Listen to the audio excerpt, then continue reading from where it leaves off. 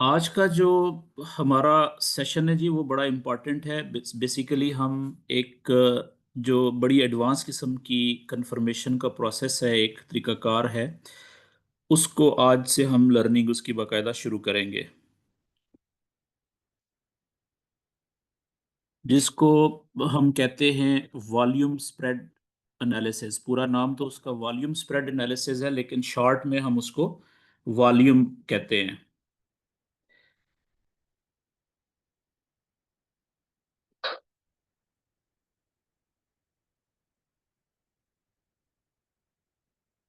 Volume spread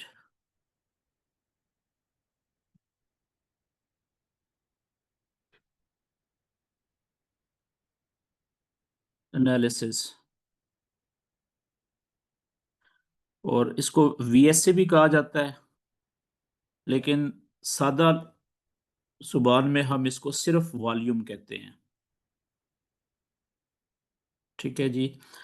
अच्छा, forex trading में अभी तक के जितने भी ट्रेड को कंफर्म करने के, देखें अभी तक जो हमने प्राइस एक्शन पढ़ा है, ठीक है, जो भी टेक्निकल नॉलेज हमने सीखा है, चाहे वो सपोर्ट एंड रेजिस्टेंस का था या वो चैनल फॉर्मेशन का था, मींस ट्रेंड आइडेंटिफिकेशन का, ठीक है, तो उसमें हमने एक चीज़ बार बार रिपीट की ही रिपीटेडली कही कि जब भी स्ट्रक्चर के मुताबिक, ट्रेंड के मुताबिक सही जगह के ऊपर हमें ट्रेड का कोई भी सेटअप नज़र आए, ठीक है, बाय के लिए या सेल के लिए, तो वहाँ पे हमें सबसे पहले किस चीज़ का वेट करना है? हमने वहाँ पे वेट करना है ट्रेड में इंटर होने से पहले किसी कंफर्मेशन का, कंफर्मेशन। ठीक है, तो अभी तक जो हमने कंफर्मेशंस पढ़ी हैं, वो सिर्फ अभी तक हमने पढ़ी हैं कैंडलस्टिक पैटर्न की कुछ मखसूस। ठीक है, मिसाल के तौर पे हमने एक हैमर पढ़ा, ठीक है, दूसरा हमने इनगल्फिंग पैटर्न पढ़ा,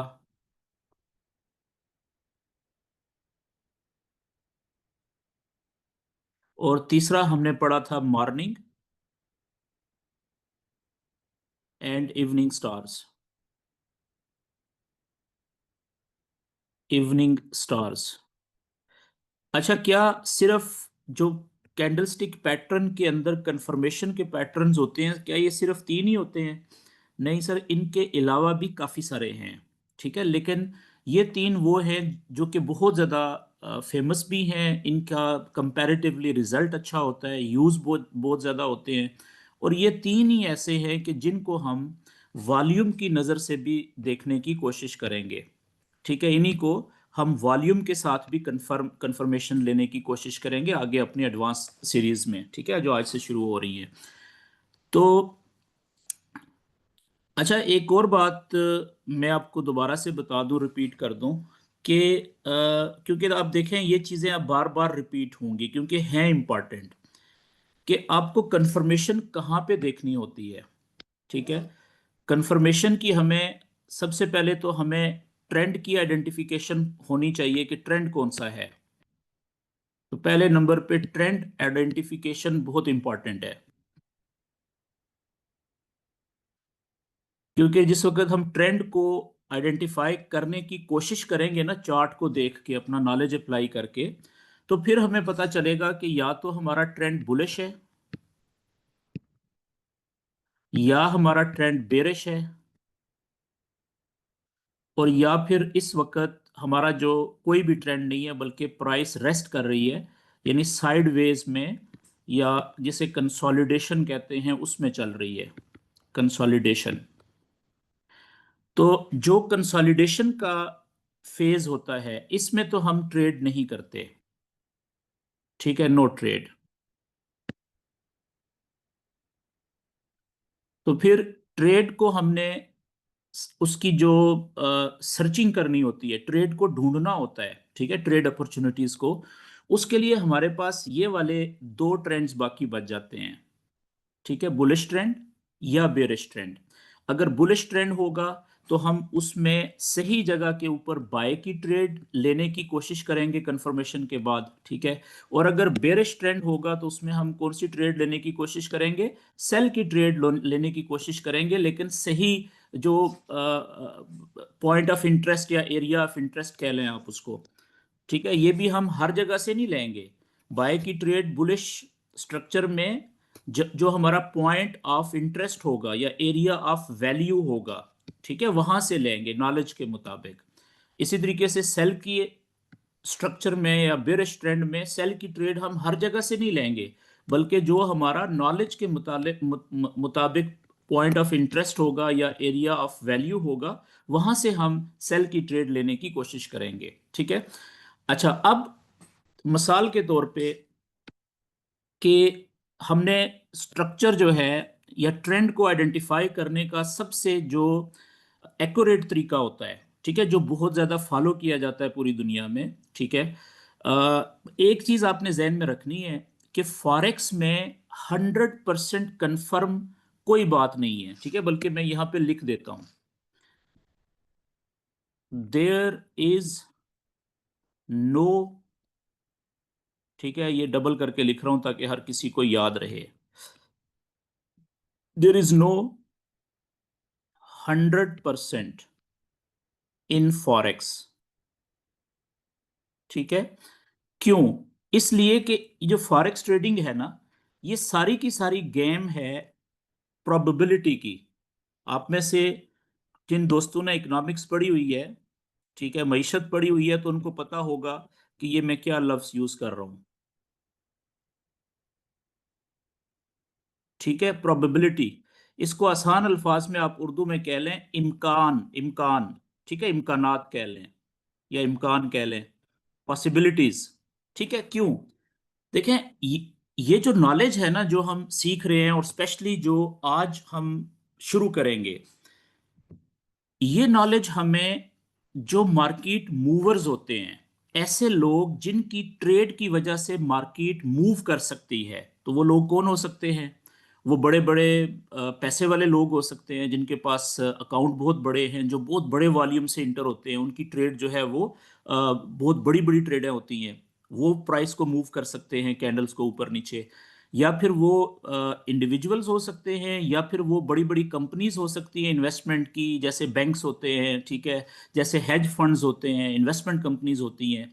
तो ये लोग जिस वक्त अरबों डॉलर के, ठीक है, बिलियंस ऑफ डॉलर की ट्रेड्स एक ही पेयर में एक साइड की ओपन करते हैं, ठीक है, तो वो क्योंकि उनका वॉल्यूम बहुत ज्यादा होता है ना, लॉट साइज बहुत बड़े बन जाते हैं, एकमुलेटिव, तो प्राइस फिर डिमांड जब क्रिएट होगी, जब ज्यादा बाय के ऑर्डर लगेंगे, ठीक है, तो जो सप्लाई होती है, यानी कि जब प्राइस सेल में जाती है, नीचे गिरती है, तब कब गिरती है? जब सेल के ऑर्डर ज्यादा लगेंगे, यानी कि जब सप्लाई का वॉल्यूम ज्यादा होगा। तो डिमांड और सप्लाई जो है वो क्रिएट करते हैं जो मार्केट मूवर्स होते हैं, ठीक है, जिसको हमने शुरू में मेरे ख्याल में किसी सेशन में मैंने आपको बताया था कि उसको हम स्मार्ट मनी, उस ग्रुप को हम स्मार्ट मनी कहते हैं, स्मार्ट मनी, ठीक है। ये लोग 70% से लेके 80% तक जो फॉरेक्स ट्रेडिंग में पैसा लगा हुआ होता है ना, ठीक है, वो इनका होता है जी, कैपिटल। अगर हम एक दिन में बात करते हैं कि एक दिन में 10 trillion dollar average, 10 trillion dollar से ज्यादा की ट्रेडिंग होती है, बाइंग और सेलिंग होती है, तो उसमें से आप यूं समझ लें कि 70 to 80% से ज्यादा जो पैसा होता है वो इस स्मार्ट मनी ग्रुप का होता है, ठीक है।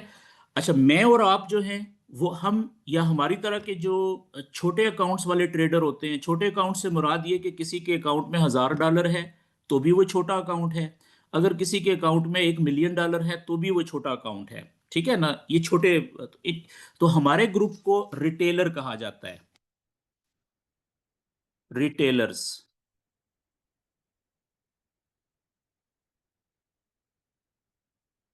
तो असल में जो फॉरेक्स ट्रेडिंग है ना, वो एक यूं समझ लें एक गेम है। फॉरेक्स ट्रेडिंग क्या है? एक गेम, ठीक है। जैसे कोई भी स्पोर्ट होती है, कोई भी गेम होती है, उसमें क्या होता है कि दो प्लेयर्स होते हैं या दो टीम्स होती हैं।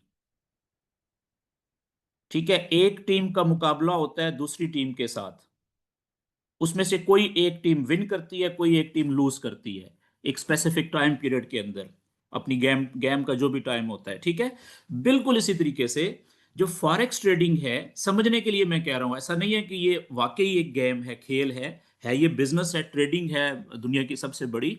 लेकिन सिर्फ for the sake of understanding मैं ये कह रहा हूं कि इसको समझने के लिए आप इसको ऐसे समझ सकते हैं कि जैसे एक गेम होती है, स्पोर्ट होती है दो टीमों में, ठीक है ना, जिसमें दो टीम्स होती हैं, टू टीम्स एक गेम में, कोई मैच है आप कह लें, ठीक है। तो उसमें जो टीम वन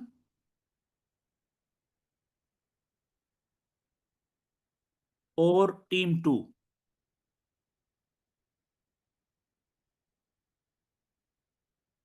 टीम टू, अच्छा, जितनी भी दुनिया के अंदर स्पोर्ट्स हैं, जितनी भी गेम्स हैं, ठीक है ना, आपको किसी भी गेम का मैच खत्म होने से पहले या गेम शुरू होने से पहले आप उनके बारे में 100% श्योरिटी के साथ नहीं कह सकते कि विनर कौन सी टीम होगी, टीम वन होगी या टीम टू होगी, ऐसा ही है ना।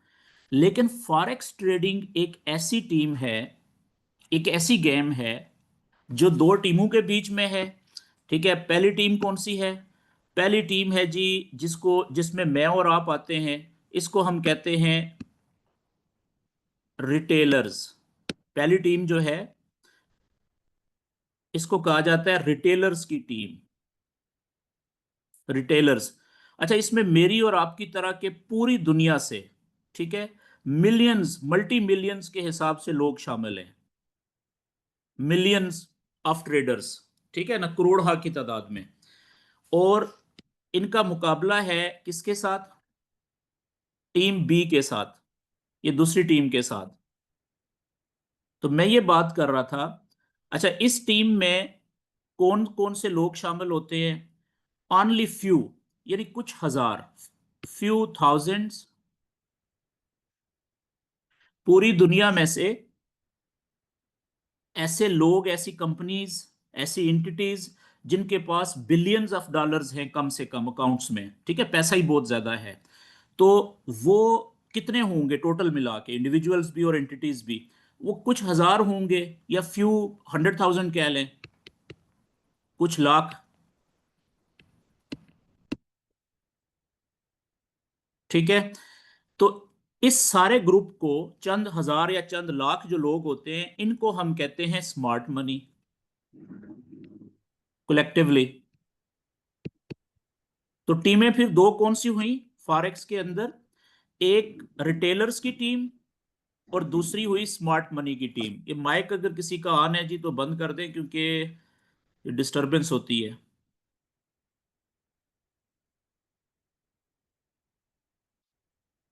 ओके जी।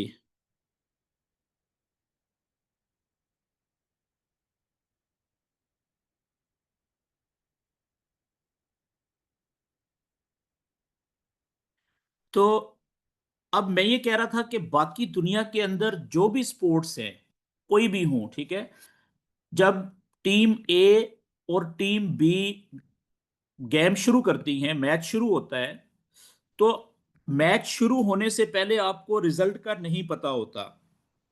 आप असेसमेंट कर सकते हैं कि कौन सी टीम स्ट्रांग है, कौन सी टीम वीक है, ज्यादा चांसेस कौन सी टीम के विन करने के हैं। ऐसा ही है ना, असेसमेंट होती है, लेकिन वो 100% गारंटेड नहीं होती। बाज औक़ात वीक टीम भी वो कर देती है, अपसेट कर देती है, वीक टीम जीत जाती है।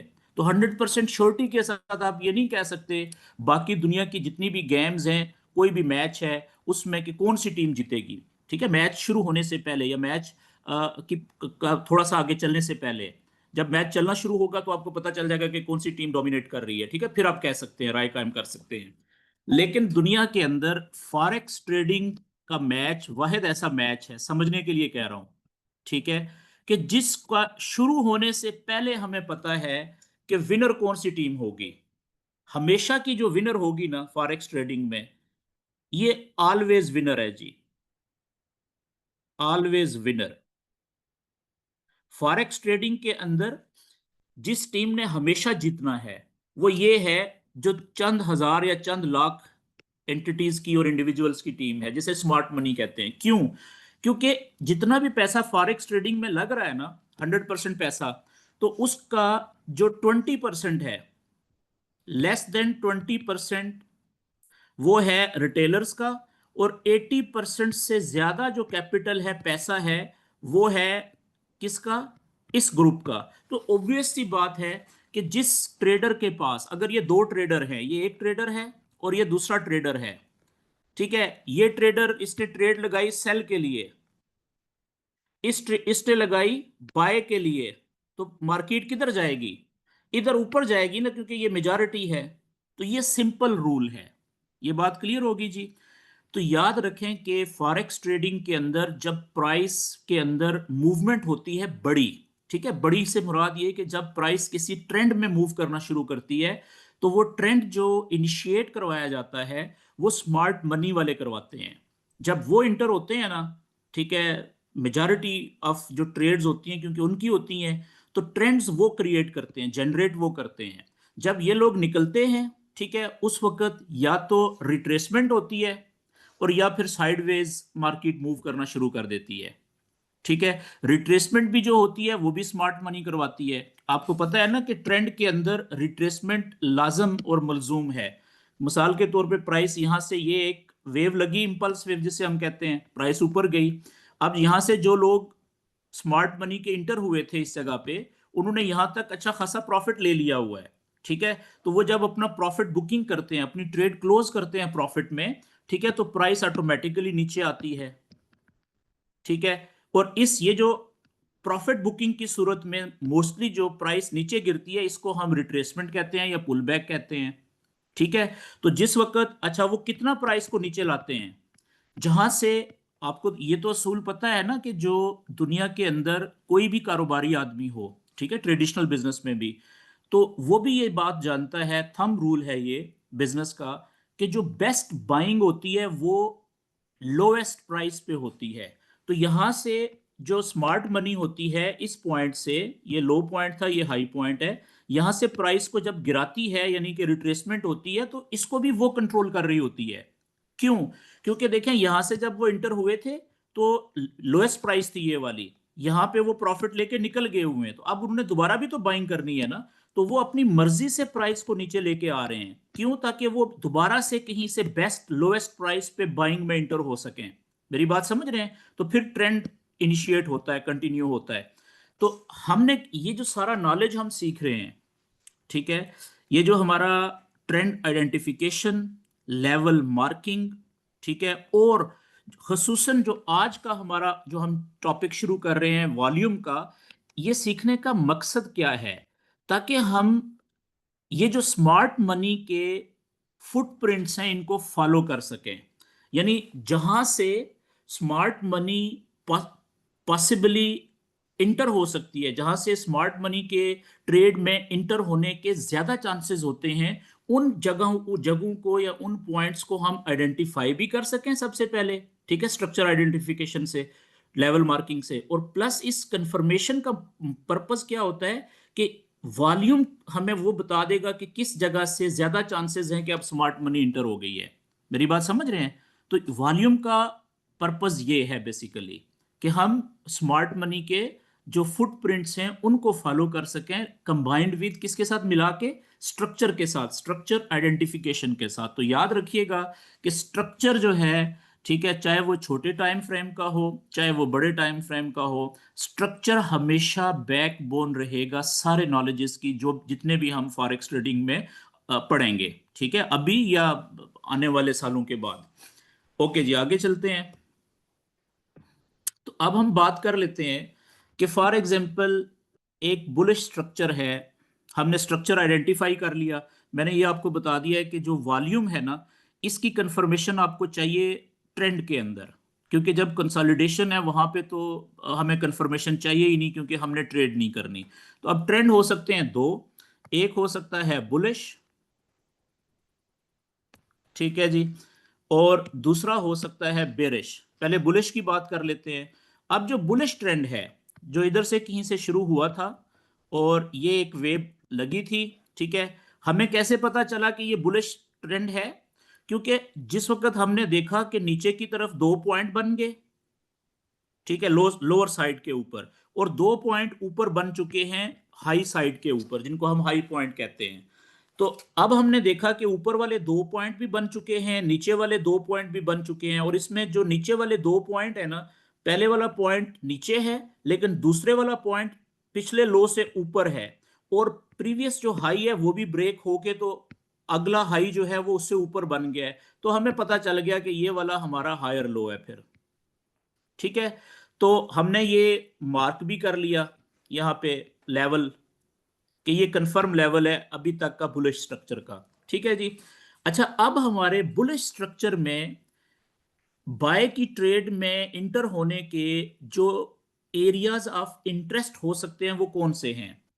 एक तो ये वाला एरिया है, प्रीवियस हाई जो ब्रेक हुआ है, ऊपर जाते हुए ये रेजिस्टेंस का किरदार अदा कर रहा था ये लेवल जो प्रीवियस हाई था। अब वापस आते हुए नीचे ये सपोर्ट का किरदार अदा कर रहा है, और ये टूटा हुआ लेवल है ना, यानी कि रेजिस्टेंस का लेवल जाते हुए था, टूट गया, तो जो ब्रोकन रेजिस्टेंस होती है वो क्या बन जाती है, फिर बिकम्स सपोर्ट। ठीक है, broken resistance level becomes support level. तो अब ये सपोर्ट का लेवल बन गया हुआ है, इसी को आप ब्रेकर ब्लॉक भी कहते हैं। ब्रेकर ब्लॉक, टूटा हुआ लेवल, यानी कि ये ब्लॉक ऐसा है जो टूटा हुआ है, ठीक है, नीचे से ऊपर जाते हुए टूटा है या ऊपर से जाते हुए टूटा है। ओके जी। अब पहला तो हमारा जो एरिया ऑफ इंटरेस्ट होगा वो होगा यहां पे, ये वाला जो एरिया है ना इधर कहीं पे, ठीक है, कि यहां पे हमें कोई भी कंफर्मेशन मिले, जो हम पहले पढ़ चुके हैं वो भी, या अब ऐड कर लें वॉल्यूम जो आज से हम पढ़ना शुरू करेंगे। ठीक है, लेकिन याद रखिएगा कि जब इस जगह के ऊपर वॉल्यूम की कंफर्मेशन आएगी ना, अगर इसकी वॉल्यूम की कंफर्मेशन जो भी हम इसके तरीकाकार पढ़ेंगे, उसकी जो एक्यूरेसी होगी वो 80% से ज्यादा इफेक्टिव होती है जी। उसके स्टॉप लॉस हिट होने के चांसेस 20% या लेस देन 20% होते हैं। तो इसलिए वॉल्यूम की इंपॉर्टेंस बहुत ज्यादा है कंफर्मेशन की, कंफर्मेशन थ्रू वॉल्यूम। ठीक है। अच्छा, ये तो हो गया पहला इंटरेस्ट का एरिया हमारा। लेकिन अगर यहां पे फॉर एग्जांपल के प्राइस यहां से उठने की कोशिश तो करती है ऊपर, ठीक है, लेकिन ऊपर उठती नहीं है, ऊपर नहीं जाती, तो आप देखिएगा कि यहां पे हमें वॉल्यूम कंफर्म ही नहीं करेगा, वॉल्यूम कंफर्मेशन ही नहीं देगा। ठीक है, तो क्या होगा कि प्राइस जो है वो यहां से नीचे आ जाएगी, बेशक यहां पे काफी देर रुकी रहे, काफी घंटे रुकी रहे, उसके बाद यहां से नीचे आ जाएगी। लेकिन क्योंकि यहां से प्राइस वॉल्यूम ने कंफर्म ही नहीं किया बाय को, ठीक है, तो इसलिए प्राइस ऊपर नहीं गई। मोस्टली प्राइस ऊपर जाती भी है अगर, तो वो वक्ती तौर के लिए जाती है, फेक मूवमेंट होती है, उसको वॉल्यूम कंफर्म नहीं करता। वॉल्यूम पहले ही बता देता है कि भाई ये रिस्की काम है, यहां से मैं ट्रेड आपको सुजेस्ट नहीं करता या रेफर नहीं करता। ठीक हो गया जी। अच्छा, अगला जो हमारा पॉइंट ऑफ इंटरेस्ट है, यानी एक तो हमने वॉल्यूम को देखना है स्पेशली इस जगह के ऊपर, ये हमारा एरिया ऑफ इंटरेस्ट है। ठीक है, बाय की ट्रेड के लिए स्ट्रक्चर के मुताबिक अगर यहां पे हमें ट्रेड ना मिले, कंफर्मेशन ना मिले, तो प्राइस नीचे आएगी। अब आप देखें कि ये वाला जो एरिया है ना सारे का सारा, यहां से लेके ये ये सारा एरिया, ये हमारा एरिया ऑफ इंटरेस्ट है। ठीक है, ये याद रखिएगा। ऐसा नहीं होता कि अगर ये जो ब्रेकर ब्लॉक था, यहां से प्राइस अगर नीचे आती है, तो ऐसा नहीं होता कि बिल्कुल सीधी जो है वो इस तरीके से करके इधर नीचे आएगी। ठीक है, नहीं, कहीं से भी रास्ते में कहीं पे भी, ठीक है। अब देखें प्राइस नीचे आ रही है ना, तो आप पढ़ चुके हैं कि हमने दो चीजें पढ़ी हैं स्मार्ट मनी के अंदर। क्या? एक हमने पढ़ा था ऑर्डर ब्लॉक, और एक हमने पढ़ा था एफवीजी, फेयर वैल्यू गैप। अब रास्ते में ये जो रास्ता है नीचे आते हुए, जब प्राइस नीचे आ रही है इधर से, ठीक है, ये आप देखें इधर लेफ्ट साइड के ऊपर जब प्राइस ऊपर जा रही थी, हो सकता है यहाँ पे कहीं पे उसने ऑर्डर ब्लॉक बनाया हुआ हो, कोई फेयर वैल्यू गैप पड़ा हो रास्ते में कहीं पे, और अक्सर औकात आप देखते हैं कि वही प्राइस को वापस भेज देते हैं। तो इसलिए ये सारे का सारा एरिया ब्रेकर ब्लॉक के नीचे और कंफर्म लेवल के ऊपर जितना भी एरिया होता है, यहां से कहीं से भी प्राइस मूव कर सकती है। ठीक है ना। उसको हमें इग्नोर नहीं करना, इसको हमें देखते रहना है। यहाँ पे जो इंपॉर्टेंट लेवल्स होंगे बीच में, जो भी इंपॉर्टेंट लेवल्स हैं, को अगर कंफर्म ब्लॉक ऑर्डर ब्लॉक है, ठीक है ना, उसको भी हमने मार्क करके रखना है। और अगर कोई एफवीजी है, उसको भी हमने मार्क करके रखना है। अक्सर आप देखेंगे कि प्राइस आएगी और जो कंफर्म ऑर्डर ब्लॉक और एफवीजी होते हैं वहां से प्राइस वापस चली जाती है। तो ऐसी सूरत में फिर हमने इन एरियाज के ऊपर कंफर्मेशन देखनी होगी। ठीक है, जैसे ही वहां से कंफर्मेशन मिलेगी, ठीक है, तो हम वहां से ट्रेड में इंटर हो जाएंगे। अगर रास्ते में कहीं पे भी ना मिले कंफर्मेशन, स्पेशली वॉल्यूम से, तो फिर यहां पे मिलेगी। तो यहां पे मिल जाए वो तो सोने पे सुहागा है, वो तो फिर बहुत ज्यादा अच्छी ट्रेड होती है। ये बात क्लियर होगी जी। तो जो हम वॉल्यूम को सीखेंगे बेसिकली, उसको हम अप्लाई कहां पे करेंगे? बुलिश स्ट्रक्चर में। ये जगह मैंने आपको बता दी है। इसके अलावा हो बुलिश स्ट्रक्चर में हम कहीं पे भी उसको अप्लाई नहीं करेंगे। इसी तरीके से जो बेरिश स्ट्रक्चर है, उसमें वॉल्यूम को अप्लाई करने का तरीका इससे उलट होता है। ठीक है, बहुत सिंपल है।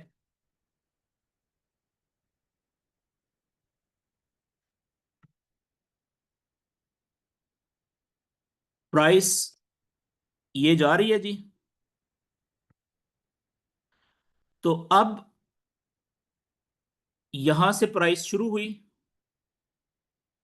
पहली मूव इसकी, जिसे हम स्विंग वेव कहते हैं या जो भी इंपल्स वेव होती है। ठीक है, ये हाई पॉइंट था, ये लो पॉइंट हो गया। हमें ट्रेंड का कब पता चलेगा कि ये ट्रेंड बेरिश शुरू हो चुका है? जिस वक्त ये वाला जो प्रीवियस लो था, ये ब्रेक हो जाएगा। ठीक है, ये प्रीवियस लो ब्रेक हो गया, ये वाला। और अगला जो लो है, वो प्रीवियस लो से नीचे बनाना। तो हमारा ये ऊपर वाला जो हाई साइड वाला पॉइंट था, यानी इसको हम क्या कहेंगे? पिछले हाई से नीचे वाला लोअर हाई, ये कंफर्म हो जाएगा क्योंकि ये प्रीवियस लो ब्रेक हो गया है। हम क्या करेंगे? इसको हाई लोअर हाई भी कहेंगे और हम ये लेवल अपना मार्क भी कर लेंगे ऐसे। ये हमारा कंफर्म लेवल हो गया है जी बेरिश स्ट्रक्चर का। ठीक है। अच्छा, अब क्या होगा? प्राइस वापस आएगी जब नीचे से ये लोअर लो बनाने के बाद कहीं पे भी पिछले लो से नीचे। ज्यादा चांसेस क्या होते हैं कि प्राइस जो है अपना जो तोड़ा हुआ लेवल होता है, ये वाला, ठीक है, प्रीवियस लो, इसी से रेजिस्टेंस लेगी। अब आप देखें, नीचे जाते हुए प्राइस सपोर्ट प्रोवाइड कर रही थी, ये वाला प्रीवियस लो था, नीचे जाने से रोक रहा था। अब ऊपर आते हुए प्राइस को ये रेजिस्टेंस प्रोवाइड कर रहा है, तो इसको भी हम, ये भी हमारे लिए क्या बन गया है? अब ये हमारा ब्रेकर ब्लॉक बन गया है। यानी टूटा हुआ सपोर्ट का लेवल अब रेजिस्टेंस का लेवल बन चुका हुआ है। ठीक है। तो पहली बात तो ये है कि हमने जो सेल की ट्रेड के लिए कंफर्मेशन देखनी है, पहला एरिया ऑफ इंटरेस्ट वो यहां पे है, ये जगह। जरूरी नहीं होता कि ये एग्जैक्ट इसी जगह के ऊपर जाके आपको कंफर्मेशन मिले। इसके आसपास, इसके इधर, यहां पे इस एरिया में कहीं पे भी कंफर्मेशन मिल जाए। ठीक है। क्यों? अच्छा, आपने एक और काम भी तो किया हुआ है। आपने फिबोनाची रिट्रेसमेंट जो इंडिकेटर है, फिब रिट्रेसमेंट लेवल का इंडिकेटर, उसको अप्लाई भी करना सीखा हुआ है। ठीक है। तो अब यहां से मिसाल के तौर पे आप आते हैं, आप फिब ले लेते हैं अपने चार्ट के ऊपर। जाहिर है आपने वो भी यूज करना है। तो अब इसमें इंपल्स वेव कौन सी है? ये है ना, लोअर हाई से स्टार्ट हुई। यहां से पहला क्लिक आपने यहां पे करना है, और दूसरा क्लिक जो जीरो वाला है वो किधर करना है? ये यहाँ पे जो लोअर लो बना है, जहां तक इंपल्स वेव गई है, ये देखें, यहां तक आपने ये क्लिक कर दिया, यहाँ पे लोअर लो पे। ठीक है। अब आप चेक करें कि ये वाला ऑलमोस्ट जो लेवल होता है ब्रेकर ब्लॉक, ये ऑलमोस्ट, मतलब बाजू का फर्क भी आ जाता है, लेकिन ज्यादातर केसेस में आप देखेंगे कि ये आपके गोल्डन जोन में आएगा। ठीक है। तो फिबोनाची भी अगर आपने अप्लाई किया हुआ है इंपल्स वेव के ऊपर, ज्यादातर केसेस में वो भी आपको ये बताएगा ब्रेकर ब्लॉक के ऊपर कि भाई ये जगह बड़ी आइडियल है अगर यहाँ पे कोई कंफर्मेशन मिल जाए। ठीक है ना, स्ट्रक्चर के मुताबिक ये 50% रिट्रेसमेंट का लेवल होता है, 50 से लेके 61.8% तक। ठीक है ना, 50 से 60% कह लें आप। तो ये आइडियल रिट्रेसमेंट समझी जाती है ट्रेंड की कंटिन्यूएशन के लिए। तो अब ये भी देखें आपको सपोर्ट कर रहा है। ठीक है, और ये तो बल्कि इससे अगली भी बात बता रहा है कि अगर ट्रेंड में पावर है तो वो ट्रेंड जो है वो सिर्फ आपको अगला लोअर लो भी बता रहा है कि अगला लोअर लो कहां पे बनेगा, स्ट्रक्चर का अगला पॉइंट। जरूरी नहीं लोअर लो, आप बुलिश वेव में लगाएंगे तो अगला हायर हाई भी बताएगा कि पहला पहला चांस है जी कि ये प्राइस जो है ये जब यहां से तोड़ेगी ना इस लो को, प्रीवियस को, तो यहां तक तो बहुत ज्यादा चांसेस होते हैं, ठीक है। लेकिन अगर कंफर्म लेवल से प्राइस हाई ऊपर से टच करके, ठीक है, यहां से अगर गिरे वापस, फिर ज्यादा चांसेस होते हैं कि ये नहीं बल्कि इससे नीचे, ये जो 0.61% का टारगेट है, यहां पे अगला लोअर लो बनता है या अगला हायर हाई बनता है ऊपर की सूरत में, ठीक है।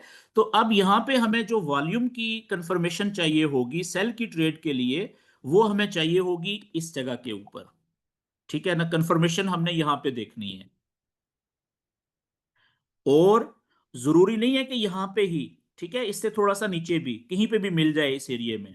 ये तो आपको पता है ना कि मिनिमम रिट्रेसमेंट की रिक्वायरमेंट जब पूरी हो गई, उसके बाद कहीं पे भी कंफर्मेशन मिल जाए वहां से इंटर हो जाना है, तो वो वॉल्यूम हमें बता देगा कि भाई यहां से इंटर होना है कि नहीं होना, ठीक है। वो फेक सिग्नल से बचा देता है, 80% से ज्यादा चांसेस होते हैं वॉल्यूम के। और अगर यहां से ऊपर चलेगी तो ये तो सारा ही एरिया जो है हमारा सेल का एरिया है, सेलिंग एरिया। तो यहां पे जहां पे कंफर्मेशन मिल गई वहां से हम इंटर हो जाएंगे ट्रेड में। यहां तक बात क्लियर हो गई जी, ओके। तो वॉल्यूम बेसिकली ट्रेंडिंग मार्केट में स्ट्रक्चर के ऊपर अप्लाई होता है, ठीक है। जो इंपॉर्टेंट एरियाज होते हैं ट्रेड में इंटर होने के, वहां पे हमें अगर उसको अप्लाई करेंगे तो हमें बहुत ज्यादा फायदा होगा। अच्छा, आगे चलते हैं जी। अब वॉल्यूम होता क्या है, देखें। वॉल्यूम एक आप इंडिकेटर कह लें या एक टूल कह लें, जो कि हमें जो भी कैंडल बन रही है ना, ठीक है, चार्ट के ऊपर जो भी कैंडल बन रही है, उस कैंडल के अंदर कितनी बाय की और सेल की टोटल ट्रांजैक्शन हो रही है, ठीक है ना, उसका वॉल्यूम बताता है। बस सिंपल ये है। ये नहीं बताता कि अगर एक ग्रीन कैंडल बनी है मिसाल के तौर पे ये वाली, ठीक है, ग्रीन कैंडल कोई भी, तो इसमें कितने बाय की ट्रेडें लगी हैं, ये नहीं बताता, ठीक है। याद रखें, ये कंफ्यूज नहीं होना आपने। और ये सेल की कैंडल बनी है तो उस वॉल्यूम नीचे बता देगा कि भाई इसमें कितने ट्रांजैक्शंस हुई हैं टोटल, ठीक है। उसमें कितनी बाय की हैं, कितनी सेल की हैं, ज्यादा बाय की हैं, ज्यादा सेल की हैं, वो हमने खुद एनालाइज करना है। कैसे एनालाइज करेंगे, ये जो आगे हम सीखना शुरू करेंगे अभी, वॉल्यूम को वॉल्यूम की नजर से देखने की कोशिश करेंगे, ठीक है ना। ब्लैक एंड व्हाइट में लिखा हुआ नहीं मिलेगा आपको। अच्छा, आगे चलते हैं जी।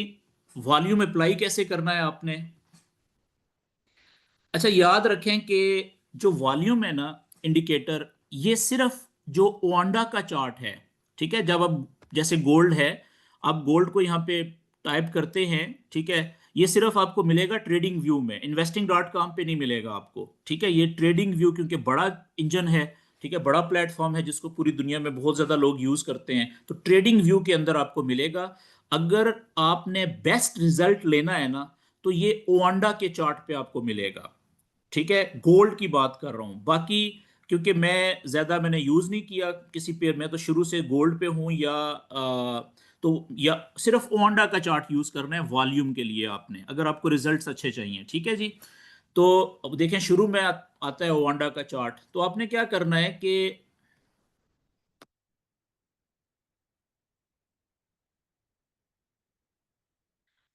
ये लें जी, ट्रेडिंग व्यू पे ओंडा का आपने चार्ट ओपन कर लिया किसी भी पेयर का। उसके बाद आपने यहाँ पे आप देखें, ये ऊपर इंडिक ये वाला जो बार दिया हुआ है ना, ये वाला छोटा, ठीक है, इसका इसके ऊपर ये वाला, तो यहाँ पे देखिए लिखा हुआ आ रहा है इंडिकेटर्स, इसको क्लिक करना है आपने, ग्राफ को छोटे को, और यहाँ पे आपने सर्च कर लेना है सिंपल वॉल्यूम, ठीक है। ये देखें, ये ऊपर आ गया वॉल्यूम सिंपल, ठीक है। तो इसको आप स्टेरिक लगा लें, फेवरेट कर लें इसको, ठीक है। जैसे इसको स्टार को दबाएं तो आपका ये हमेशा टॉप पे रहेगा। तो आपने ये लगा लिया, ओके जी। मैं वापस आता हूँ इंडिकेटर के ऊपर, और लिखा आपने यहाँ पे वॉल्यूम, ये आ गया। और इसको डबल क्लिक कर लें तो ये खुद ब खुद देखें इधर आ जाता है। ठीक है, ये दो आ गए हैं, एक को मैं डिलीट कर देता हूँ। ये देखें, ये लेफ्ट साइड के ऊपर यहाँ पे ये लिखा हुआ आ गया है VOL। ठीक है, और टिक्स। तो ये अच्छा, अब आप देखें कि वॉल्यूम होता क्या है। जैसे ही हमने वॉल्यूम अप्लाई किया, इसको मैं अभी हाइड करता हूं, तो आप देखिए यहाँ पे नीचे भी कुछ कैंडल्स आपको नजर आ रही थी बॉटम पे। ठीक है, चार्ट के बॉटम पे अभी नजर नहीं आ रही। क्यों? क्योंकि मैंने वॉल्यूम को ऑफ कर दिया है। अब यहां से मैं वॉल्यूम को ऑन करूंगा ना, अब देखें ये वॉल्यूम की कैंडल्स आ गई हैं नीचे। और ये भी दो कलर की होती हैं, एक ग्रीन कलर की और एक रेड कलर की। इनमें सिर्फ ये फर्क होता है। अच्छा, ये हर कैंडल, सॉरी, ये जो इसको हम वॉल्यूम की बार कहते हैं, एक कैंडल को वॉल्यूम की बार कहते हैं। ठीक है ना, वॉल्यूम की कैंडल कह लें आप। तो वॉल्यूम की जो बार होती है या कैंडल होती है, वो ऊपर जो लाइव कैंडल चल रही होती है। अब देखें, ये आखिरी कैंडल है ये वाली जो लाइव चल रही है, ये वाली। ठीक है जी। अब देखें एग्जैक्ट इस कैंडल के साथ जो प्राइस की कैंडल है नीचे वॉल्यूम की कैंडल भी, ये आप देखें कितनी अभी क्योंकि ऊपर कैंडल भी छोटी है, अभी शुरू हुई है, ये वाली। ये है कैंडल लाइव। और ये आप देखें नीचे वॉल्यूम की बार का साइज देखें यहाँ पे, या वॉल्यूम की कैंडल कह लें। तो ये लाइव कैंडल के साथ जुड़ा हुआ होता है जी ये। ठीक है, साथ साथ चल रहे होते हैं। जी ताहिर अली साहब, आपको टिक करने की जरूरत नहीं थी भाई। आपके टिक ने मुझे जो है ना, अब मेरा टाइम जाया करना है यहाँ पे काफी सारा।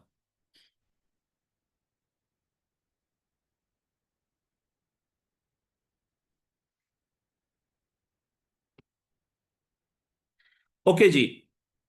अब इसमें आप देखें, आपने देखना क्या होता है कि ये जो वॉल्यूम की बार्स है ना नीचे, इनमें आपको डिफरेंट साइजेस की कैंडल्स नजर आ रही हैं। ठीक है, वॉल्यूम की ऊपर कैंडल्स को छोड़ दें आप। ठीक है। तो अच्छा, सबसे पहले तो मैं आपको ये बता दूं कि ये लिखा हुआ होता है, हम कहते हैं VSA। ठीक है, volume spread analysis. Volume spread analysis, इसका मतलब क्या होता है? इसका मतलब ये होता है, अच्छा स्प्रेड इसमें क्या, वॉल्यूम तो आपको पता चल गया ना कि ये नीचे सारे वॉल्यूम की बार्स हैं। ठीक है, ये नीचे है वॉल्यूम, हर कैंडल का वॉल्यूम नीचे आ रहा होता है। और जो स्प्रेड है, ये दूसरा लफ्ज जो स्प्रेड है, इसका क्या मतलब है? ये वाला स्प्रेड तो मैं यहां पे लिख देता हूं ताकि आपको आसानी हो जाए। स्प्रेड का मतलब होता है जी, ऊपर जो भी जिस कैंडल का नीचे आप वॉल्यूम देख रहे हैं ना, उस कैंडल का लो से हाई तक का size, size of a candle from low to high. Simple हो गया। मिसाल के तौर पे ये एक कैंडल है रेड वाली। ठीक है, ये वाली। अब इसका स्प्रेड कितना है? सिंपल, जहां से लोअर विक देख लें, यहां से लेके हायर विक देख लें। ठीक है जी, लो से हाई तक इस कैंडल का ये स्प्रेड है। टोटल फैलाव कितना है, टोटल साइज कितना है इस कैंडल का, विकें शामिल करके, उसको स्प्रेड कहते हैं। ठीक है। तो अब आप देखें, वॉल्यूम का मतलब हो गया वॉल्यूम की कैंडल, स्प्रेड का मतलब हो गया ऊपर जो प्राइस की कैंडल है उसका साइज, और एनालिसिस का मतलब कि देखना, ये देखना कि ऊपर कैंडल का साइज कितना है और नीचे वॉल्यूम के बार का साइज कितना है। ठीक है, बस इसको हम वॉल्यूम स्प्रेड एनालिसिस कहते हैं, आसान लफ्जों में इसकी तारीफ ये है। ठीक है, लेकिन इसको देखने के लिए जो ग्लासेस हैं वो ज़ाहिर है हम आहिस्ता आहिस्ता पहनना शुरू करेंगे। ठीक है। अच्छा, आगे आगे देखते हैं जी अब।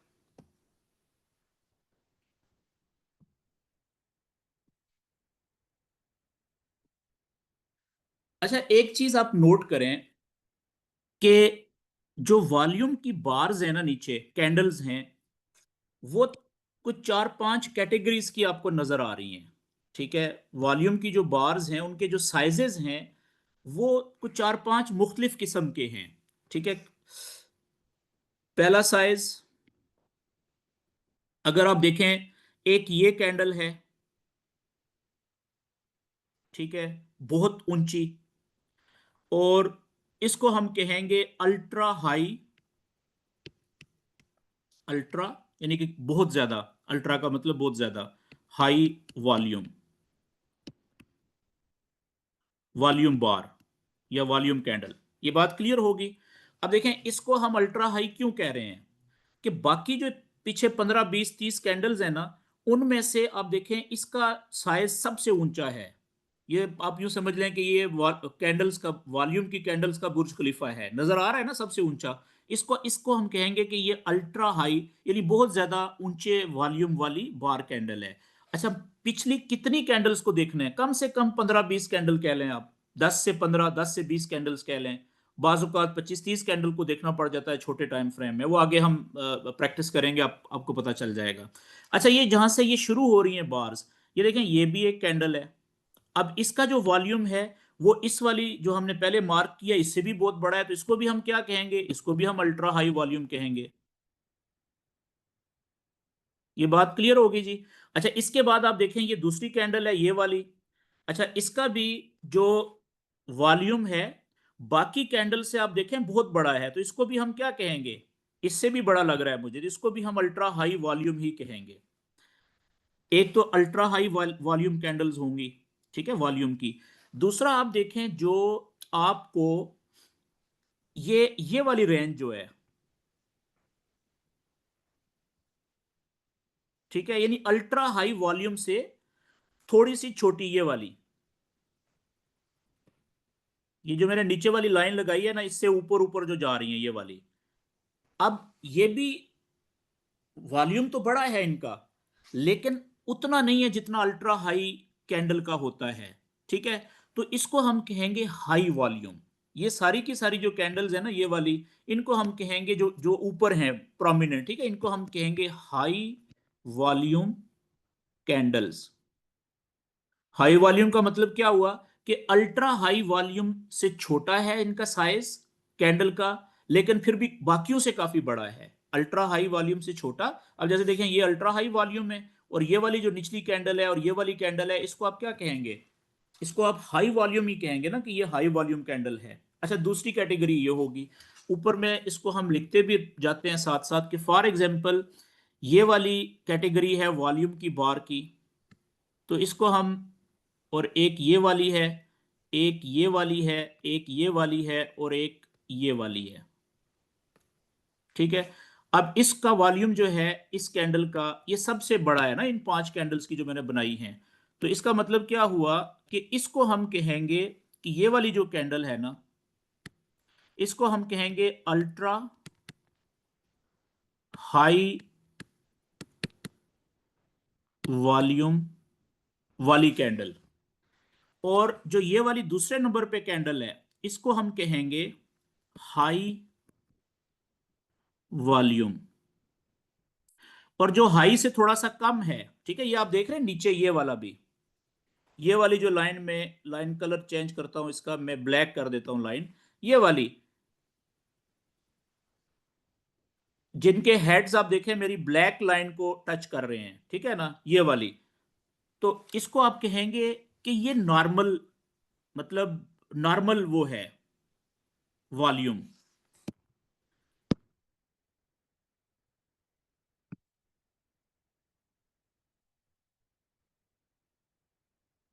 ये वाली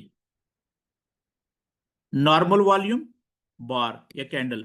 क्यों, क्योंकि इसका वॉल्यूम ना बहुत बड़ा है जिसको हम हाई कह सकें, और ना इतना बड़ा है कि जिसको हम अल्ट्रा हाई वॉल्यूम कह सकें। नॉर्मल यानी कि हाई से भी जो बड़ी कैंडल्स है ना ज्यादातर, उनसे भी थोड़ा छोटा, ठीक है। अच्छा, एक है, आप देखें ये वाला, मैं पिंक लाइन लगाने लगा हूं, ये वाली रेंज, एक देखें ये वाली रेंज है, ठीक है, ये जिसमें बहुत सारी आ रही हैं, ठीक है ना। तो इसको आप क्या कहेंगे, इनको आप कहेंगे कि ये नॉर्मल से भी कम वॉल्यूम वाली बार्स हैं, ठीक है। इसको हम कहेंगे low volume, low volume candles या बार्स, जिनका वॉल्यूम मतलब नॉर्मल से भी छोटा है, नॉर्मल से भी, ठीक है। चौथी कैटेगरी ये होगी। और पांचवी कैटेगरी आपको एक और नजर आ रही है, ठीक है, जिसको मैं ब्लैक कलर से कर देता हूं, या रेड कलर, ब्लैक कलर से। देखें, ये एक कैंडल है बीच में, ये वाली, ये आप देख रहे हैं, ये वाली कैंडल नीचे से, बल्कि मैं एरो लगाता हूं ताकि आपको नजर आए। ये वाली कैंडल, इसका देखें कितना छोटा वॉल्यूम है। इसी तरीके से आप देखें, एक ये कैंडल है,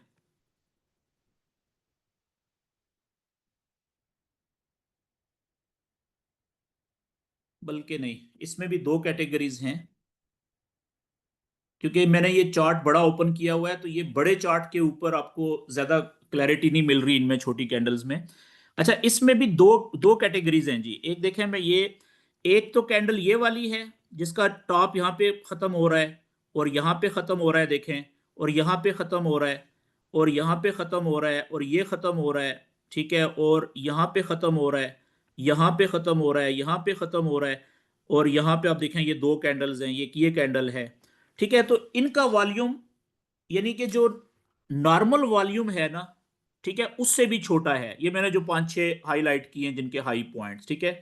तो ये हमारी हैं लो वॉल्यूम, हम कह सकते हैं जी कि इसका वॉल्यूम नॉर्मल से भी कम है, लो वॉल्यूम। एक है आखिरी जो कैंडल, जिसको हम कहते हैं कि वेरी लो वॉल्यूम, यानी no volume, dead dead candle, या नो वॉल्यूम कह लें आप, नो वॉल्यूम बार, आखिरी कैटेगरी। वो कौन सी है, वो है ये देखें, जो ये वाली कैंडल आपको नजर आ रही है, ये रेड वाली, आप चेक करें इसका वॉल्यूम कितना है, बिल्कुल छोटा सा, ना होने के बराबर। एक आप देखें यहां पे, ये वाली कैंडल रेड वाली आपको नजर आ रही है, देखें वॉल्यूम इसका कितना है, बिल्कुल, ठीक है, ना होने के बराबर। तो इसी तरीके से ये वाली कैंडल देखें, ग्रीन वाली, इसका वॉल्यूम देखें कितना है, बहुत छोटा, ठीक है। वो जो इसके साथ वाली अगली ग्रीन कैंडल है, उसके ऊपर मैंने पिंक टॉप लगाया है, तो इसको हम लो वॉल्यूम कैंडल कहेंगे। तो इसका जो ये वाली कैंडल है ना, ये वाली जिसके नीचे मैंने एरो लगाया है, इसका वॉल्यूम देखें उसके आधे से भी कम है, ना होने के बराबर, ठीक है। तो इसको हम कहते हैं कि नो वॉल्यूम कैंडल के इसमें, या वेरी लो वॉल्यूम कह लें आप, ठीक है, नो वॉल्यूम या वेरी लो वॉल्यूम के, वॉल्यूम है ही नहीं इसमें। यहां पे ये बात क्लियर हो गई जी।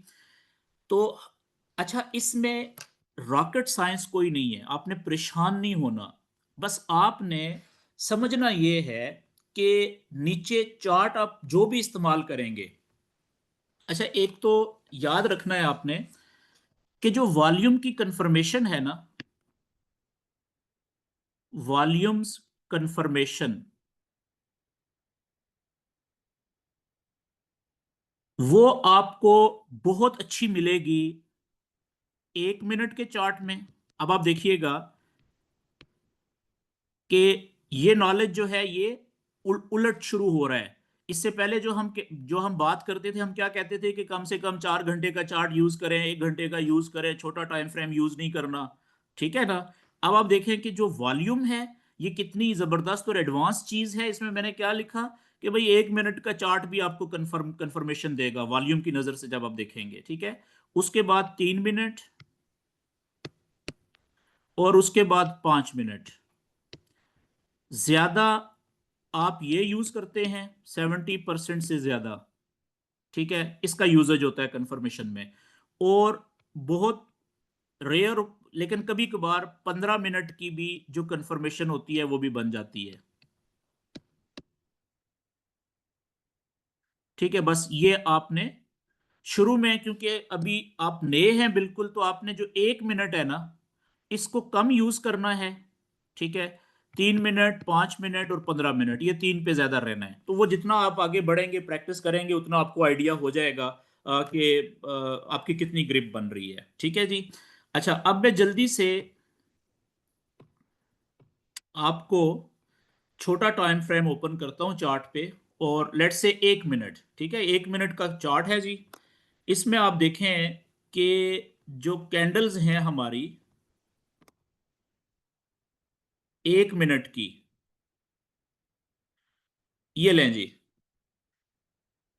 जो अभी मैंने बात की कि आपको 5 किस्म की कैंडल्स नजर आएंगी वॉल्यूम की, ठीक है, अपने हाइट और साइज के एतबार से। तो अब आप देखें कि इसमें आपको कोई कोई रॉकेट साइंस नहीं है ये कोई, ठीक है, कोई मुश्किल रूल नहीं है। जस्ट आपने खुद से देख के अंदाजा लगाना है कि इतनी सारी कैंडल्स में से अल्ट्रा हाई कौन सी हैं, जो आपको स्क्रीन पे नजर आ रही हैं। उनको हम ब्लू टिक कर देते हैं, ठीक है। देखें, एक ये अल्ट्रा हाई कैंडल है, ये वाली, और एक ये वाली भी, या ये वाली, इन दोनों में से कोई अल्ट्रा हाई हो सकती है, ठीक है। अच्छा, ये वाली देखें, ये वाली, ये रेड कैंडल, इसको मैंने अल्ट्रा हाई वॉल्यूम क्यों कहा है, ठीक है, इसलिए कि इसके माजी में पीछे आप 15-20 कैंडल्स में देखें तो इसका वॉल्यूम सबसे बड़ा नजर आ रहा है। ऐसा है कि नहीं? अच्छा, इसी तरीके से ये देखें, यहां पे शुरू में एक ये हमें अल्ट्रा हाई वॉल्यूम बार नजर आ रही है, ठीक है। अब इनमें इसके बाद जो ये वाली है, इनको हम नहीं कह सकते क्योंकि ये फिर आ जाती हैं हाई वॉल्यूम वाली, ठीक है ना। तो हाई वॉल्यूम को मैं पिंक कलर से, ये सारी की सारी हाई वॉल्यूम है।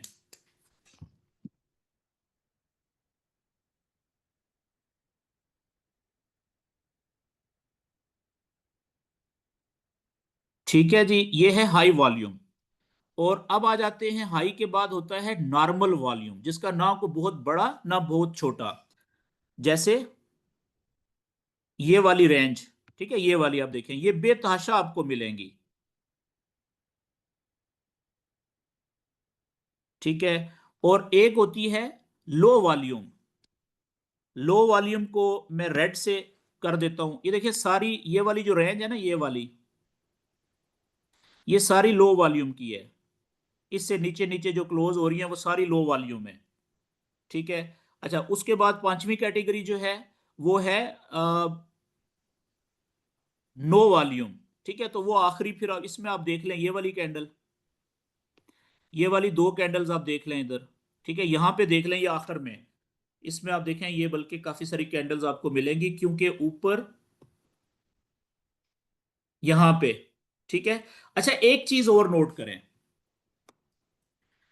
कि कैंडल के साइज, ऊपर जो कैंडल है, अब आप देखें इस लेग में यहां से लेके यहां तक, ये जो कैंडल है रेड वाली, इसका साइज देखें, कैंडल का साइज कितना बड़ा है, ठीक है। ये आप देखें जरा, इस कैंडल की बात कर रहा हूं मैं, इसका स्प्रेड देखें रेड कैंडल का कितना बड़ा है, ठीक है।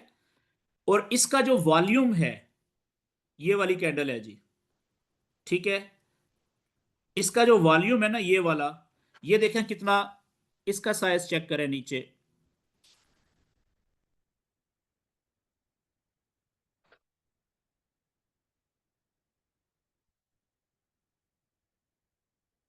ये वाली, आपने देखा कि कैंडल के साइज का वॉल्यूम की जो कैंडल होती है उसकी, उसके साथ कोई खास तल्लक नहीं होता। कैसे? आप देखें, अच्छा, इस लेग में सबसे बड़ा जो आपको वॉल्यूम नजर आ रहा है वो नजर आ रहा है इस ग्रीन कैंडल का, ये वाली का, ऐसा ही है ना। अब इसका ऊपर कैंडल देखते हैं कि इस बड़े अल्ट्रा हाई वॉल्यूम की जो कैंडल है ऊपर वो कौन सी है, तो वो ये है, ये वाली, जिसका लो से हाई ये है जी, ये लो है और ये हाई है, ठीक है। आप इस कैंडल का साइज देखें ऊपर, ये वाली, ठीक है। और इसका नीचे, इसकी जो इसी कैंडल का जो वॉल्यूम है 1 मिनट का, उसका साइज देखें, वो अल्ट्रा हाई है, कितना ऊंचा वॉल्यूम है, कितना बड़ा वॉल्यूम है, ठीक है। तो कैंडल के साइज का हमने को एनालाइज करना होता है उसकी जो लिंक्ड वॉल्यूम की कैंडल होती है उसके साथ, ठीक है। लेकिन कैंडल का ये जरूरी नहीं होता कि अगर कैंडल का साइज बड़ा है तो नीचे वॉल्यूम की कैंडल का भी साइज बड़ा हो। कैंडल का साइज छोटा है तो वॉल्यूम की कैंडल का साइज भी छोटा हो, ये जरूरी नहीं होता। ये बात क्लियर हो गई जी? ओके। अगली जी बात,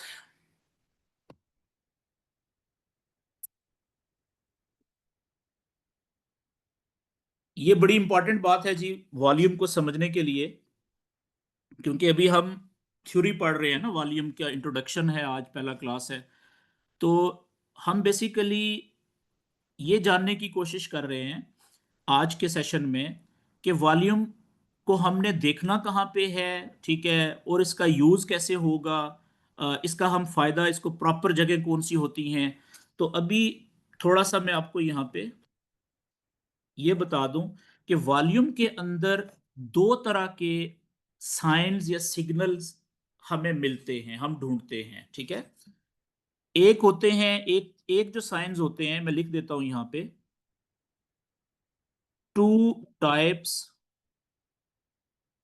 ऑफ साइंस। साइंस का मतलब है इंडिकेशंस, इशारे, इंडिकेशंस इन वॉल्यूम। ठीक हो गया जी, दो तरह के। एक होता है, पहली जो टाइप है उसको हम कहते हैं साइंस ऑफ स्ट्रेंथ, ताकत के जो निशान होते हैं, ठीक है। तो ताकत का साइन ऑफ स्ट्रेंथ, स्ट्रेंथ का क्या मतलब, ऐसे निशानात जो ये बता दें वॉल्यूम की नजर से जब हम देखेंगे, ऐसे ताकतवर निशान या सिग्नल, ठीक है ना, साइंस को सिग्नल कह लें, जो ये बताएं कि यहां से अब प्राइस ने स्ट्रेंथ पकड़ ली है और यहां से प्राइस ने ऊपर निकल जाना है, ठीक है, बाय हो जाना है।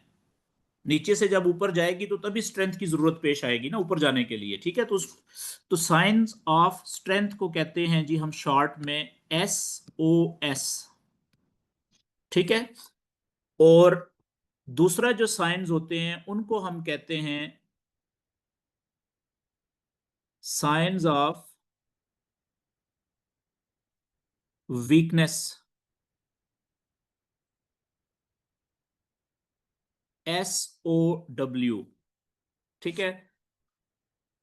यानी कि प्राइस जो, ये तो मैं आपको पहले बता चुका हूं कि हमने वॉल्यूम को यूज करना होता है ट्रेंडिंग मार्केट में। यानी जिस वक्त या तो प्राइस अपने बुलिश ट्रेंड में मूव कर रही है, या प्राइस अपने बेरिश ट्रेंड में मूव कर रही है, तो उस वक्त सही जगहों के ऊपर हमने जो साइंस हैं, जहां से हमारा जो, जिनको हम कहते हैं पॉइंट ऑफ इंटरेस्ट या एरिया ऑफ वैल्यू, जिस जगह से हमें बाय या सेल की नॉलेज के मुताबिक ट्रेड मिल सकती है और हमें वो ट्रेड छोड़नी नहीं चाहिए कंफर्मेशन अगर मिल जाए।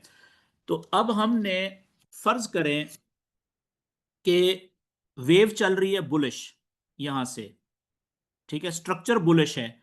अब यहां से ये प्राइस आ रही है नीचे, ठीक है ना, यहां पे है अभी कैंडल। तो अब हमें पता है कि ये बुलिश स्ट्रक्चर है ना, पीछे से स्ट्रक्चर बुलिश चल रहा है। यानी ये लो था, ये हाई बना, ये लो, ये हायर लो बना, इसने ये ब्रेक किया यहां से, ये हायर हाई बना। तो अब हमें ये तो पता है कि ये बुलिश स्ट्रक्चर है, स्ट्रक्चर हमने आइडेंटिफाई किया हुआ है। तो बुलिश स्ट्रक्चर में जहां से भी हमें बाय की ट्रेड मिल सकती है, वहां पे जो हम साइंस देखेंगे ना, उनको हम साइंस ऑफ स्ट्रेंथ कहते हैं। इसीलिए मैंने देखे ग्रीन कलर में लिखा है। यानी बाय की ऐसी जगह नॉलेज के मुताबिक जहां से हमें बाय की ट्रेड मिल सकती है, वो कौन सी जगह है। एक तो ये ब्रेकर ब्लॉक है, लेकिन जरूरी तो नहीं है कि यहां पे ब्रेकर ब्लॉक तक ही जाएगी रिट्रेसमेंट। हो सकता है कि उससे पहले ही मिनिमम ट्रेडिंग, सॉरी, रिट्रेसमेंट की रिक्वायरमेंट पूरी करने के बाद यहां पे ही, ठीक है, यहां से प्राइस वापस ऊपर जा सकती है। तो ऐसी सूरत में हमें वो साइन जो है, साइंस ऑफ स्ट्रेंथ जो है वो इधर देखने हैं। यानी हमने देखते रहना है ना चार्ट को, जो भी हमने टाइम अपना तय किया हुआ है, ठीक है, ट्रेडिंग का, तो उस वक्त हमने देखते रहना है। अच्छा, यहाँ पे या नीचे, यहां से नीचे चली गई तो ये सारा एरिया फिर, और ये तो हमारा कंफर्म लेवल आ गया इधर, तो हम बड़ी माइक्रोस्कोप लेके बैठेंगे, ठीक है। यहाँ पे ये सारा एरियाज हमारे साइंस ऑफ स्ट्रेंथ देखने के एरियाज हैं। ये बात क्लियर होगी जी। अच्छा, इसी तरीके से अगर ट्रेंड है बेरिश, प्राइस जा रही है ऊपर से नीचे। ठीक है, तो अब यहां पे हम क्या करेंगे, ये हमें पता है कि ये प्राइस हाई से शुरू हुई थी, लो पे गई।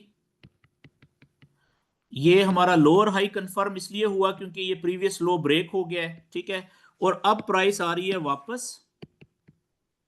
तो अब हम सोच के बैठे हुए हैं कि आए, अगर नीचे रिट्रेसमेंट पूरी होगी तो ठीक है, वरना हम इस एरिया पे देखेंगे साइंस ऑफ, कौन से, वीकनेस, कि कहां पे ये कैंडल्स ये शो करें कि ये वीक हो गई हैं। ठीक है, अब ऊपर मजीद नहीं जा पा रही। तो जब जब ये वीक हो जाएंगी, कमजोर हो जाएंगी, इनके अंदर पावर खत्म हो जाएगी, तो वहां से क्या होगा कि वहां से चांसेस होंगे कि ये वापस नीचे गिर जाएं। मेरी बात समझ गए हैं? तो इस जगह से, या यहां से इवन प्राइस ऊपर आ जाती है, यहां से इधर कहीं पे, तो ये सारा जो एरिया है, इस सारे एरिया में हम साइन ऑफ वीकनेस देखेंगे इधर, SOW, वॉल्यूम के साइन ऑफ वीकनेस। ठीक है जी। अच्छा, ये जस्ट आपने जरूरी नहीं है कि इसको रटा लगाएं, जस्ट मतलब ये वर्ड हम बार बार यूज करेंगे। ठीक है, तो आपको पता होना चाहिए।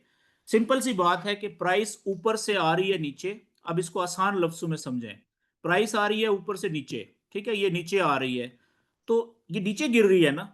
ठीक है, फर्ज करें यहां से प्राइस रुकने के बाद यहां से ऊपर उठने की कोशिश कर रही है, तो ये तो एक अंधे बंदे को भी पता है कि यार ये इतनी ऊपर से प्राइस नीचे आई है चार्ट के ऊपर।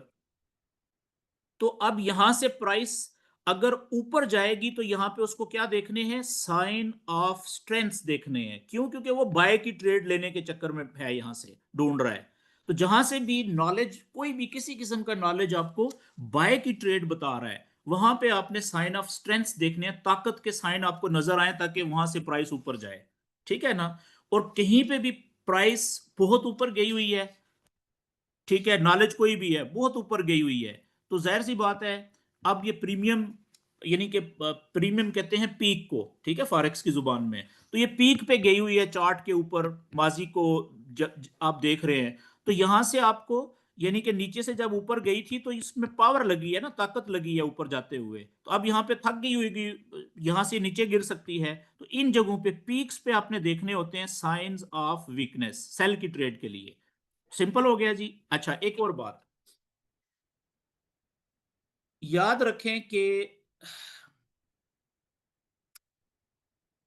वॉल्यूम के अंदर हम एक कैंडल को बहुत ज्यादा यूज करेंगे, सिर्फ एक कैंडल को। वो कौन सी होगी? Ultra high volume. ठीक है जी, ultra high volume, ultra high wave होती है ना।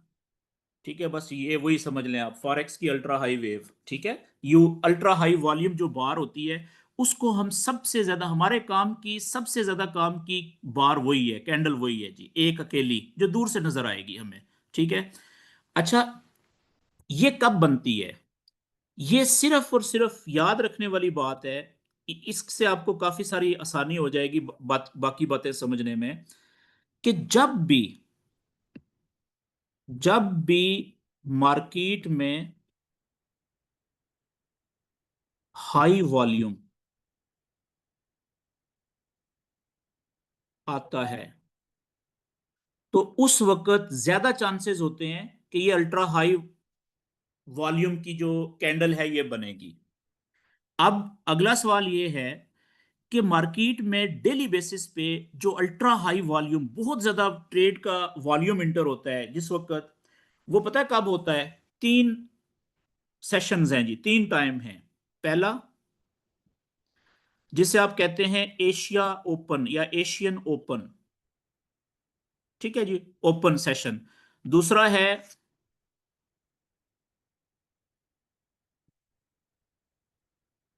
ओके, दूसरा है जी जिसे हम कहते हैं लंदन, पहले होता है 1 घंटा, और उसके बाद यूरोप 1 घंटा बाद में, यूरोप ओपन। और तीसरा और सबसे जो इंपॉर्टेंट है, ठीक है, वो है न्यूयॉर्क या अमेरिकन, न्यूयॉर्क ओपन, न्यूयॉर्क का सेशन जिस वक्त शुरू होता है, ठीक है। आपको जो सबसे ज्यादा अल्ट्रा हाई वॉल्यूम की कैंडल्स मिलेंगी ना, वो इसमें मिलेंगी जी। क्यों? क्योंकि फॉरेक्स में सबसे ज्यादा जो ट्रेड का वॉल्यूम इंटर होता है, दूसरे लफ्जों में, आसान लफ्जों में ये कह लें कि जो स्मार्ट मनी है ना फॉरेक्स का, वो सबसे ज्यादा या तो अमेरिकन है, अमेरिका में है, या अमेरिकन रीजन में आता है, यानी ऐसे ऐसे इलाकों में आता है जहां पे सुबह अमेरिका के साथ होती है। जब अमेरिका में सुबह होती है उस वक्त वहां पे भी सुबह होती है, अमेरिकन जोन, ठीक है।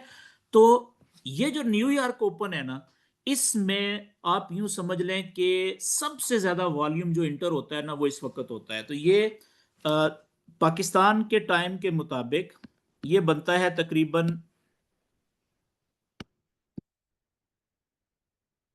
6 बजे इवनिंग। ठीक हो गया जी, इस टाइम पे आएगा, पहली बात। और दूसरा टाइम कौन सा होता है जी? अच्छा, इसमें भी ज्यादा इंपॉर्टेंट फिर कौन सा है कि जैसे ही अमेरिकन सेशन की कोई न्यूज आएगी, हाई इंपैक्ट की न्यूज, और याद रखने वाली बात है कि जैसे ही अमेरिका में सुबह के 9 बजते हैं ना, मॉर्निंग अमेरिका में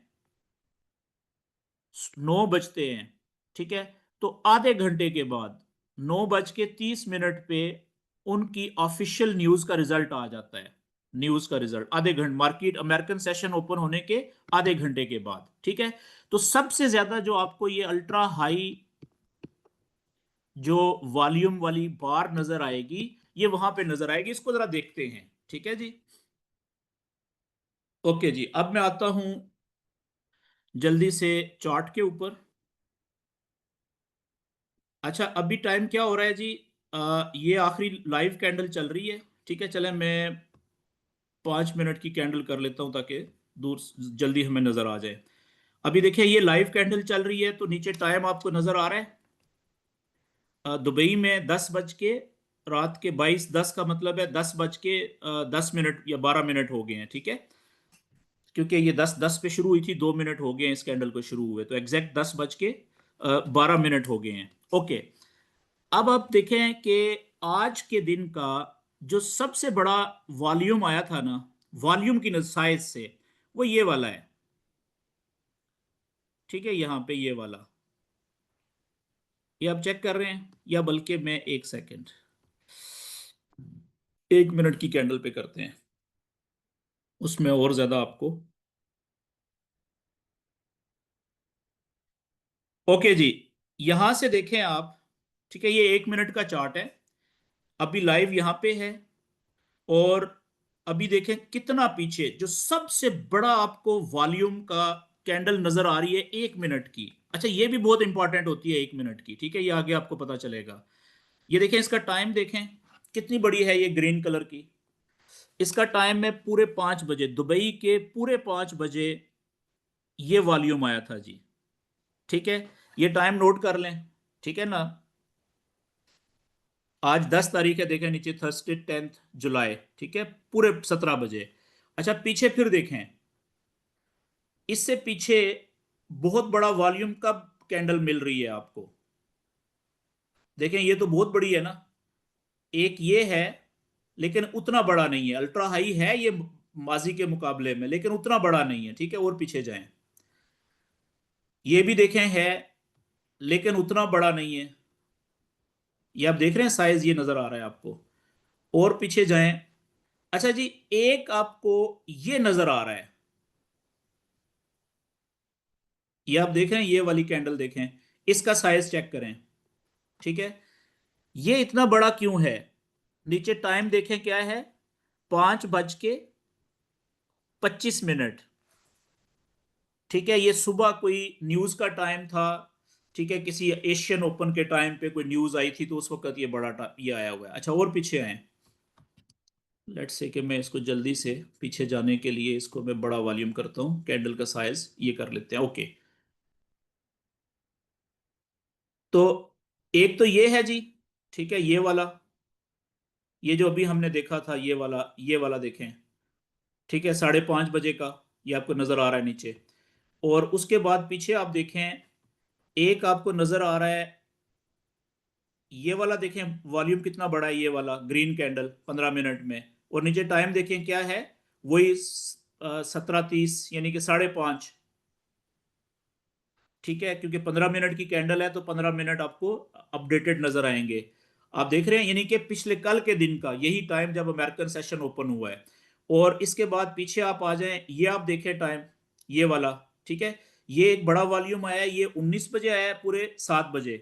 ठीक है, अमेरिका की कोई न्यूज होगी इसलिए बड़ा आया है। और इससे पीछे भी आप देखें कितनी बड़ी कैंडल्स हैं, बड़े बड़े वॉल्यूम वाली, ये दो। तो देखें ये टाइम भी वही है, ठीक है, अमेरिकन ओपन का। और इसके पीछे आप आ जाएं, देखें ये वाला एक बड़ी कैंडल है, ये वाली देखें, ये भी वही टाइम है उससे पिछले दिन। और उससे पीछे आ जाएं, ये वाला, ये कोई सुबह का टाइम है, ठीक है, यहाँ पे भी कोई बड़ी न्यूज आई होगी।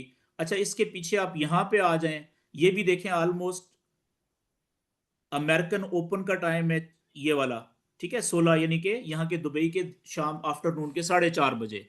ठीक है, आपके पाकिस्तान में 5:30 बजे, यानी कि अमेरिकन ओपन का टाइम है ये भी। अच्छा, इसके बाद पीछे आ जाएं, ये भी देखें अमेरिकन ओपन का टाइम है, ये वाला। ठीक है, तो आप देख रहे हैं कि ज्यादा जो बड़े वॉल्यूम वाली कैंडल्स बनती हैं वो अमेरिकन सेशन जब ओपन होता है उस वक्त बनती हैं, या उसके आधे घंटे के बाद, जो हाई इंपैक्ट की ज्यादातर आधे पौने घंटे के बाद न्यूज आती हैं। तो जो हाई इंपैक्ट की न्यूज आती है उस न्यूज के रिजल्ट पे बन जाती है। ठीक है।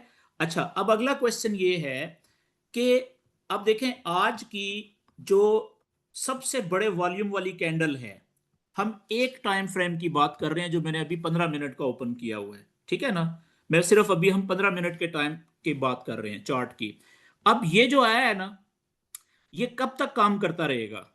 जब तक अगले दिन, कल जब अमेरिकन सेशन ओपन होगा, उसकी अमेरिकन न्यूयॉर्क सेशन की जो अल्ट्रा हाई वॉल्यूम की आएगी ना, बार बनेगी, अगर उसका वॉल्यूम इससे ज्यादा होगा तो फिर इसका असर खत्म हो जाएगा। यानी जब तक अब अगली कोई इतने बड़े वॉल्यूम वाली ना बने, या चले इससे थोड़े से कम वाले वॉल्यूम वाली बार ना बन जाए, उस वक्त तक इसी का इंपॉर्टेंस आगे चलती रहेगी। ठीक है, ये अफेक्ट करती रहेगी। मेरी बात समझ रहे हैं? अब ये जाहिर सी बात है, हम अगले सेशंस में सीखेंगे कि ये क्या है, कैसे हमें पता चलेगा। लेकिन आज आपको मैं सिर्फ इसका एक ओवरव्यू दे रहा हूं कि आप ये देख लें कि नॉर्मली जो अल्ट्रा हाई वॉल्यूम की कैंडल्स हैं वो न्यूयॉर्क सेशन जब ओपन होता है उस वक्त डेली बनती है लाजम। ठीक है, ज्यादा चांसेस होते हैं।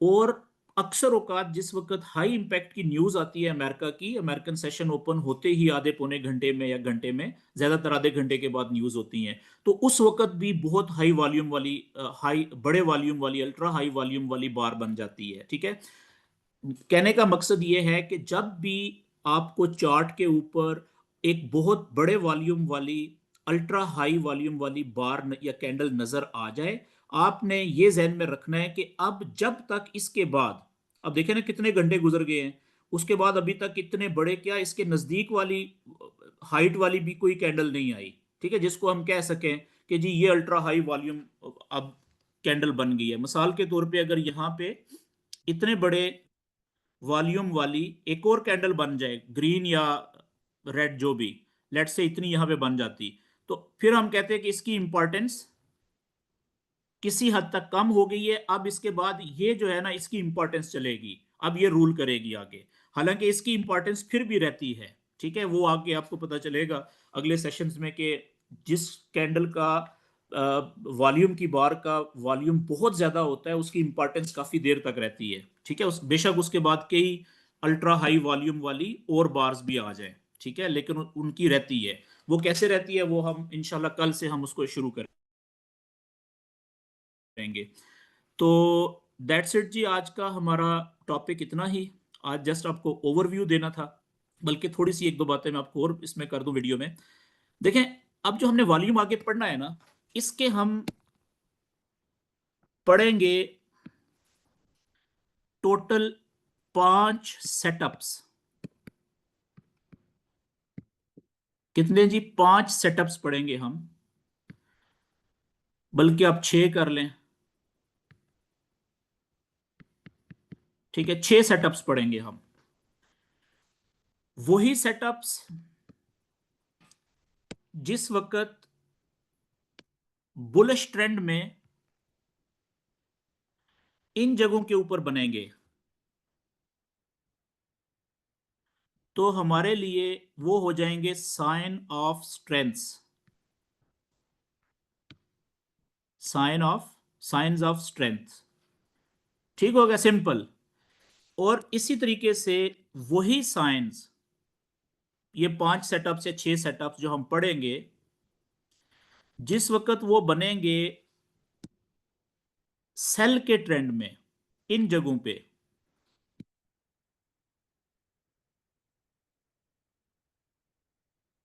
इन जगहों पे,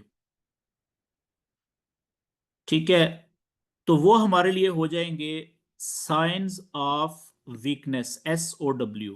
सिंपल। मेरी बात समझ रहे हैं? कोई लंबी चौड़ी रॉकेट साइंस नहीं है इसमें भी। जस्ट हमें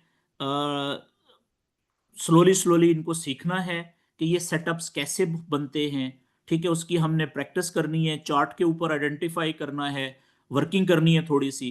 तो अगले हम इंशाल्लाह 5 से 6 सेशंस में ये सारे सेटअप्स पढ़ लेंगे इंशाल्लाह। ये 7 सेशंस में, अगले फिर 2-3 सेशंस जो होंगे उसमें हम प्रैक्टिस कर लेंगे इसकी। ठीक हो गया जी? तो टोटल इसके, अच्छा इसमें भी 3 तो बड़े सेटअप्स हैं, इसका भी अगर ब्रेक डाउन किया जाए तो 3 जो है वो है मेजर सेटअप्स, जो चार्ट पे बनेंगे आपको नजर आएंगे। ठीक है जी, मेजर सेटअप्स होते हैं, उनकी टर्म्स एंड कंडीशंस हम पढ़ेंगे डिटेल में। और जो 3 हैं वो भी साइंस हैं, लेकिन वो सिंपल साइंस हैं, यानी कैंडल्स की शक्लें हैं वो। अगर उनके साथ कुछ कंडीशंस अटैच्ड हैं, अगर वो कंडीशंस कैंडल्स की शक्लें पूरी कर दें, ठीक है, तो फिर वो साइंस बन जाते हैं। तो ये टोटल हम 6 साइंस पढ़ेंगे, उस 3 मेजर सेटअप्स, उनकी प्रैक्टिस करेंगे बार बार। तो ये हमारा वॉल्यूम स्प्रेड स्प्रेड एनालिसिस का पूरा कोर्स होगा, जिसके हम 6 से 8 सेशंस करेंगे जी आज के बाद। ठीक है, तो अब यहाँ पे आज की हमारी वीडियो की रिकॉर्डिंग हो रही है जी बंद। अच्छा, इस पे एक बात जो मैं आप दोस्तों से करना चाह रहा हूं, जो बड़ी इंपॉर्टेंट है। देखें मुझे, जस्ट अ सेकंड।